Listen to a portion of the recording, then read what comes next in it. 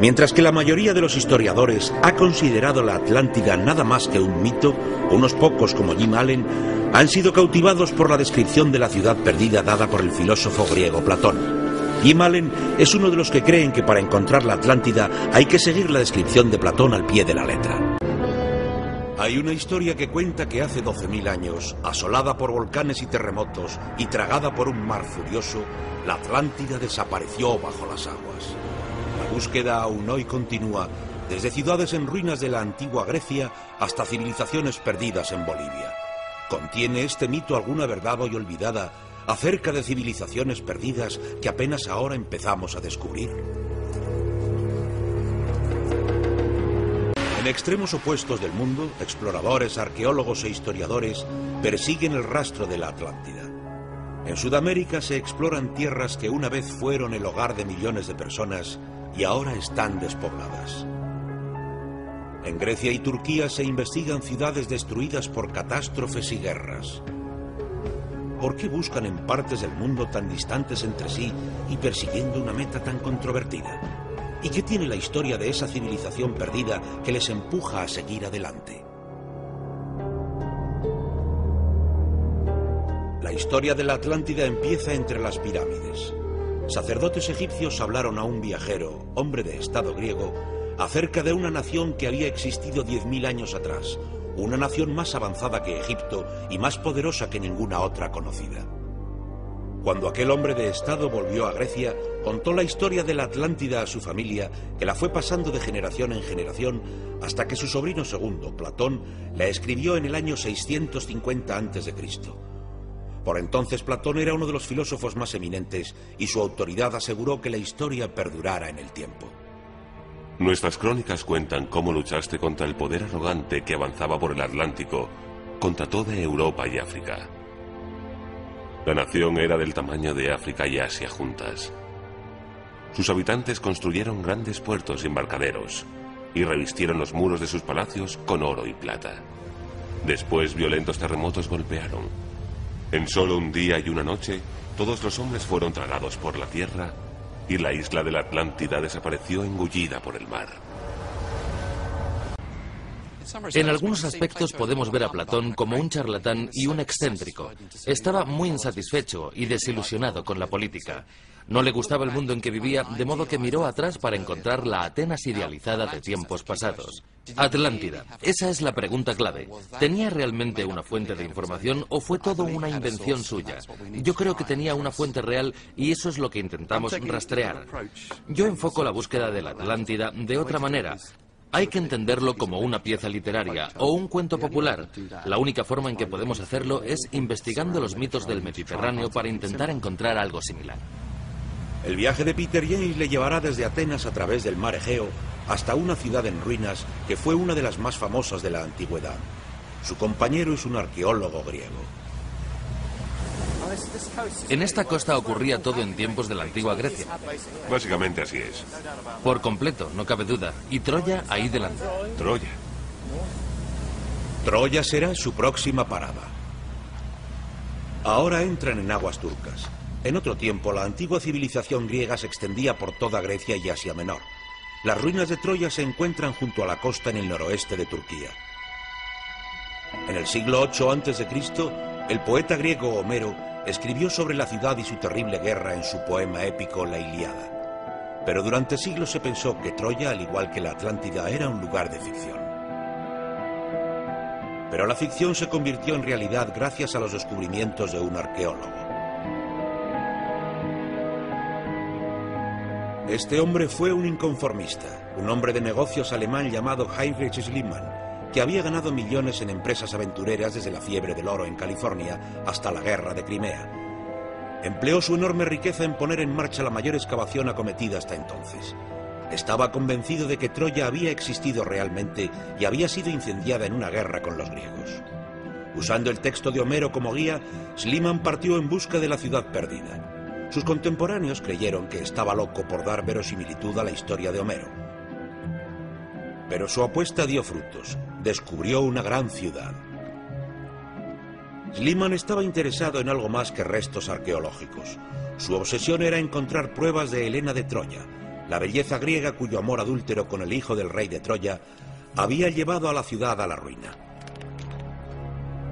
Cuando casi había perdido la esperanza, un resplandor metálico sobre un muro de piedra le condujo al tesoro soñado. Extrajo vasijas de plata, armas de bronce, pendientes de oro, exquisitos collares y casi 9000 anillos de oro. Fue uno de los hallazgos arqueológicos más ricos encontrados hasta entonces. Aquella noche, su mujer se puso una de aquellas magníficas tiaras. Schliemann estaba convencido de que eran las joyas que una vez había lucido Helena de Troya. Hoy, el descubrimiento de Schliemann se ve como un cambio radical en la arqueología y demuestra que se puede partir de leyendas en la búsqueda de lugares reales. Peter James cree que el misterio de la Atlántida debería abordarse de la misma forma. Schliemann acertó al utilizar el poema de Homero en la búsqueda de lugares concretos, el río, la muralla. Demostró que usando lo que aparentemente son solo leyendas se puede llegar a sitios arqueológicos reales. Hay otra teoría especulativa más reciente acerca de Troya, que estas ruinas derruidas son en realidad los muros de la Atlántida. Al igual que la mítica Atlántida, Troya se asoma hacia el mar desde una colina fortificada a través de una bella y fértil planicie. Y como en la Atlántida, aquí hubo grandes riquezas y su historia estuvo plagada de batallas crueles. Como la Atlántida, Troya parece haber estado rodeada de una red de vías fluviales. La teoría sugiere que estos canales fueron usados por los barcos para navegar hasta el corazón de la ciudad. Hoy, aquellos canales son usados como senderos que corren casi verticales colina abajo. Peter James comprueba el escepticismo de un historiador local ante la idea de que fueran en su día vías de acceso desde el mar. 3000 años antes de Cristo, hace 5000 años, el nivel del mar era 1 metro más alto que ahora. Incluso si fueran 2 metros, 3 metros, este lugar no habría estado bajo el mar por aquel entonces. Tal vez quisieron sacar el agua del pantano. Esta zona era pantanosa y trataron de drenar hacia el mar. Eso parece más apropiado, más propio de un gigante. Un canal como sumidero, pozo de drenaje. Estos no son, obviamente, los canales descritos por Platón. Pero hay otras similitudes con la Atlántida. Esta ciudad fue destruida varias veces y cada vez reconstruida sobre las ruinas de la ciudad anterior. Pero Peter todavía no está convencido de que esta pueda haber sido la Atlántida de Platón. Hay grietas a lo largo de muchos de estos muros, pero ¿dónde está la inundación? Como podemos ver, Troya todavía está en pie. Está aquí. Ha estado aquí desde el Neolítico hasta los tiempos de Roma. Habitada todo el tiempo. No hay pruebas de ninguna inundación. Para mí, una Atlántida que no se hundiera bajo las olas no es una Atlántida. Se cree que la Atlántida fue destruida también por un volcán. Y aquí no hay rastros de ello. Peter debe seguir buscando. Existe un lugar en el Mediterráneo donde una civilización avanzada sufrió una catástrofe de la que Platón pudo haber tenido noticias. Una isla llamada Tira, hoy Santorini. Situada al sur de Grecia, como la Atlántida también cayó víctima de una erupción volcánica. No fue una erupción ordinaria, sino de extraordinaria violencia. Una de las más potentes de la historia, con la fuerza de una bomba de hidrógeno, seguida de una marea de olas que llegaron hasta 21 kilómetros tierra adentro y tan altas como la mitad del Empire State Building.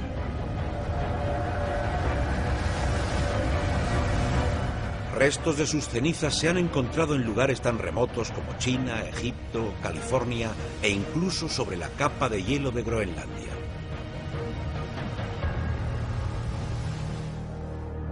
Hoy todo lo que queda son estas tranquilas islas. Pero Tira fue una vez mucho más extensa y parte de una civilización avanzada llamada minoica. ¿Pudieron los minoicos de Tira haber sido los habitantes de la Atlántida? Este lugar habría sido en realidad una enorme montaña, todo alrededor hasta la costa de ahí detrás. Cuando sobrevino la erupción, el mar retrocedió 1 kilómetro, lo que En 1967, los arqueólogos hicieron un descubrimiento sorprendente en Tira. Encontraron una ciudad perfectamente preservada durante 3000 años bajo un manto de cenizas volcánicas. descubrieron exquisitos frescos que mostraban cómo había vivido la gente de Tira, cómo trabajaban y jugaban. Como los habitantes de la mítica Atlántida, los minoicos eran ricos y sofisticados y tenían tiempo para juegos como el boxeo y los toros. Como en la Atlántida, tenían una gran flota de barcos y comerciaban con la capital minoica en Creta y con lugares tan alejados como Egipto. También como en la Atlántida, su mundo se vio aniquilado por una gigantesca catástrofe.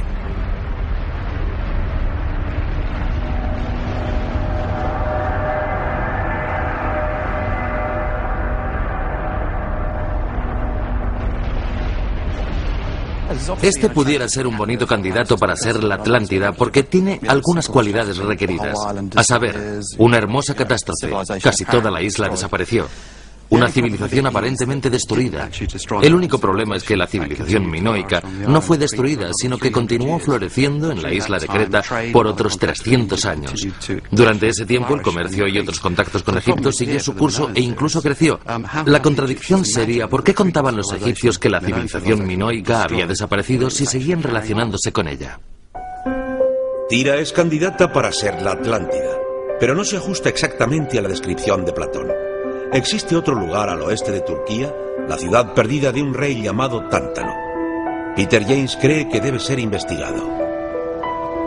Me ha traído aquí la lectura de muchos textos antiguos que sitúan la ciudad perdida de Tántalo en esta región. Más concretamente, he usado las guías de Pausanias, escritor de la antigua Grecia, que nos ayudan a localizar exactamente dónde estaría el lugar. El antiguo historiador Pausanias describe la ciudad del rey Tántalo como extremadamente rica, pero de gente muy avariciosa, y esto les arrastró a su destino fatal. La ciudad fue destruida por terremotos y asolada por inundaciones. James ha identificado referencias en los libros de Pausanias que se pueden encontrar aquí. La leyenda habla de una diosa madre gigante tallada en la ladera de la montaña, de la tumba del propio rey Tántalo tallada en roca, y de un desfiladero por el que una tromba de agua alcanzó la ciudad destruyéndola. ¿Atlántida? ¿Tántalo? La similitud de los nombres resulta tentadora. ¿Hemos llegado a la verdadera fuente de la Atlántida? El paisaje está lleno de rasgos de mitos antiguos. Usando un texto histórico como guía, James localiza a Níobe, la hija del rey Tántalo.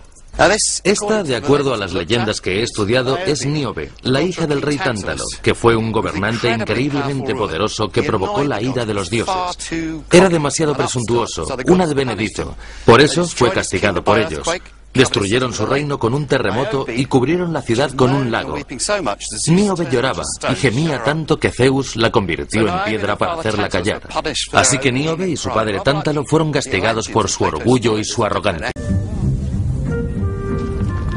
La montaña está cubierta de extrañas formaciones rocosas, más figuras legendarias convertidas en piedra por dioses airados.